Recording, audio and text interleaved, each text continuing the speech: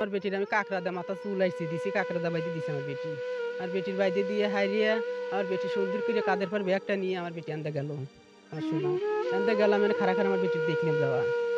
একটার পর আমার বেটি আর আসে না। আমার বেটি আসে না। বাড়িওয়ালা কইল, "যাও তুমি স্কুলের পর যাও।" স্কুলের পর যেন গেছি, যা হাইরে সব আমার যাওয়া দেখি ছাত্ররা সব আমার কাছে আইগিয়ে এলো।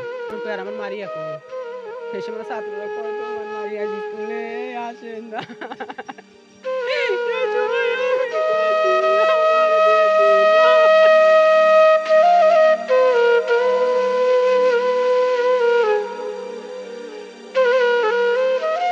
পাবনা নগরবাড়িতে নিখোঁজের ৩ দিন পরেও খোঁজ মেলেনি দ্বিতীয় শ্রেণীতে পড়ুয়া মারিয়া। সকালে স্কুলে যাবার উদ্দেশ্যে বাড়ি থেকে বের হওয়ার পরে সে নিখোঁজ হয়। পরে শিশুটির বাবা থানায় একটি হারানো ডায়েরিও করেছেন বলে পরিবার সূত্রে জানা যায়। এদিকে শিশু মারিয়ার নিখোঁজের ঘটনায় পরিবার, আত্মীয় স্বজন এবং সহপাঠী সহ সকলেই রয়েছে চরম আতঙ্কের মধ্যে। নিখোঁজ হওয়া মারিয়া নগরবাড়ির ইসলামপুর সরকারি প্রাথমিক বিদ্যালয়ের ২য় শ্রেণীর শিক্ষার্থী এবং বসন্তপুর গ্রামের জুলহাসের ১০ বছর বয়সী মেয়ে। এ বিষয়ে আমিনপুর থানার ভারপ্রাপ্ত কর্মকর্তা ওসি সৈয়দ আলমগীর হোসেন জানিয়েছেন, শিশুটি উদ্ধারের জন্য পুলিশের একাধিক টিম মাঠে কাজ করছে। ইতিমধ্যে শিশুটির বাবার বক্তব্যের ভিত্তিতে ওই এলাকার একজনকে সন্দেহজনকভাবে আটক করা হয়েছে। আমি একজন নিরীহ হলাম, আমার একটি মেয়ে।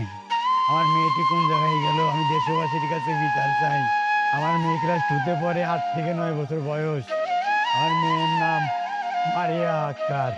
এর সাথে জড়িত ব্যক্তিদেরও অবশ্যই আইনের আওতায় আনা হবে বলে জানিয়েছেন তিনি। আলমগীর কবির পল্লব, চিপ টিভি, পাবনা।